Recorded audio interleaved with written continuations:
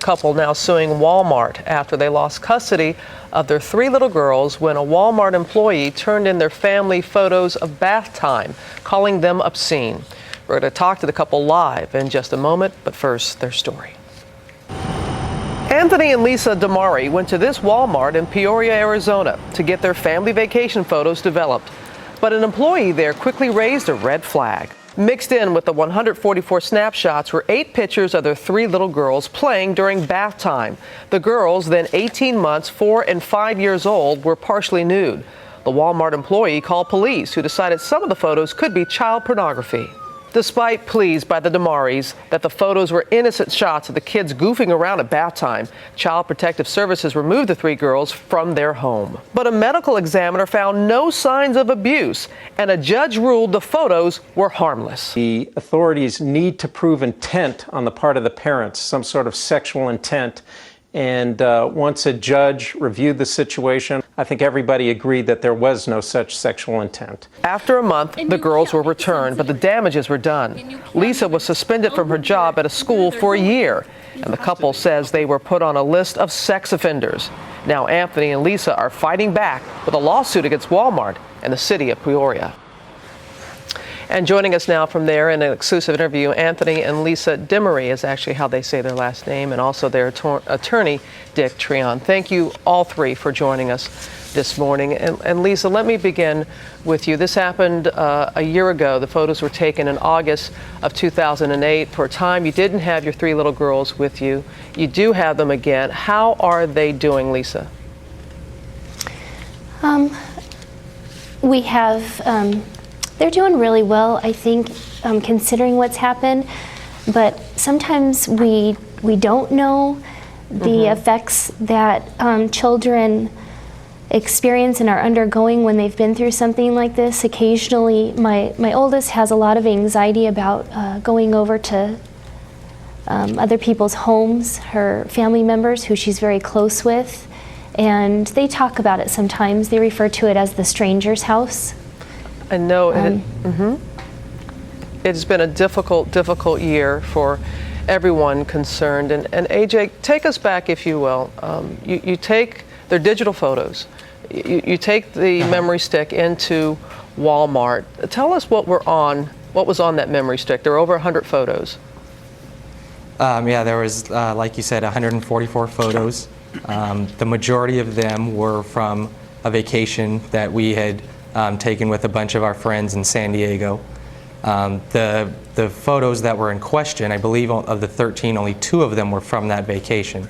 But most of the photos on the entire memory stick were from the vacation, and then there was a few at the beginning of the memory stick that were just, photos that we had been taking around the house. Well, you have given us 4 photos to show that were in question, and those are the photos that we have been showing our audience. But Dick Treon, describing one of the photos that raised a flag, police quote, they wrote, "The young girl appeared to be posed in a provocative manner. Child erotica was also a phrase that was used." So if they're all perfectly innocent, why are you only releasing 4 of the photos? The parents have been adamant from the beginning that they were not going to release any of the photos because they're private and personal. These photos were never intended for anybody to see except family members. However, after the press conference we had last week, the city of Peoria released a 60-page report that purported to describe the photos and called them pornographic, child erotica, sexual exploitation. And so I can't release the nude photos because if I do, I could be charged with the crime of sexually exploiting these children based on the evaluation by the detective from the city of Peoria. So what I wanted to do was to try to let the truth catch up with the lie, and the lie is contained in his report where he makes these descriptions, which are totally his own subjective impression, evaluation with absolutely no training, experience, or background to be able to make this judgment.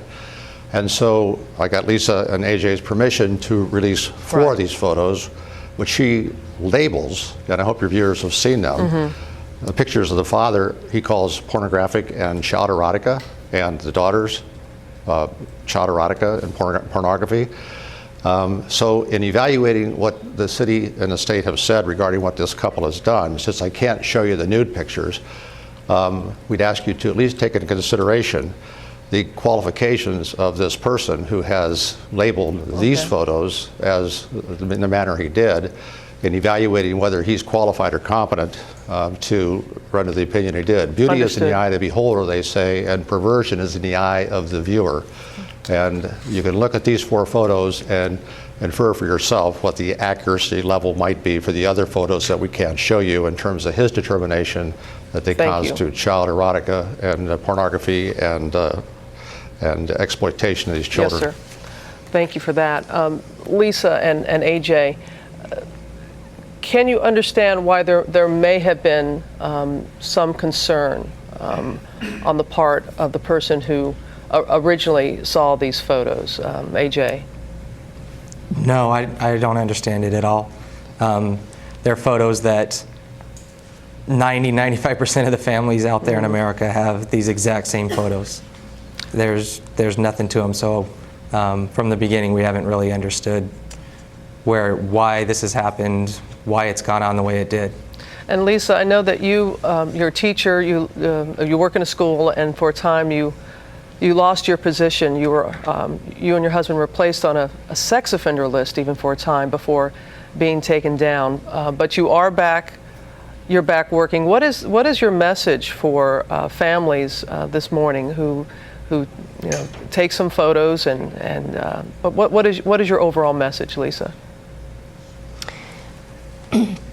Well, my overall message is that I think especially in today's society, it seems like we're with all the technology that we have, we're able to disperse photographs very easily. And I think that we need to have an awareness of, one, how our innocent photographs can be misconstrued or misperceived, and that you need to have an awareness before you go to get anything printed or developed of what the policies are.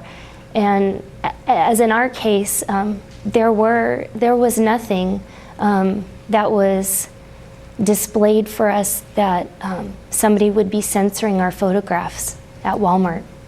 Well, Lisa and AJ, thank you. As we said, I know it's been quite an ordeal. Glad to hear your 3 girls are doing well, and I know you'll continue to keep in touch with us. Mr. Freon, thank you very much. Appreciate your time this morning. Thank you. We Wish you all the appreciate best it. going forward. Yes. And Wal Mart had this statement. They said, at Wal Mart, we're committed to providing quality service and convenience to our photo customers. They are sensitive allegations, and we're taking them very seriously. And for the city officials of Peoria, Arizona, city officials say they stand behind the officer and will defend against these accusations, and we'll let you know what happens going forward.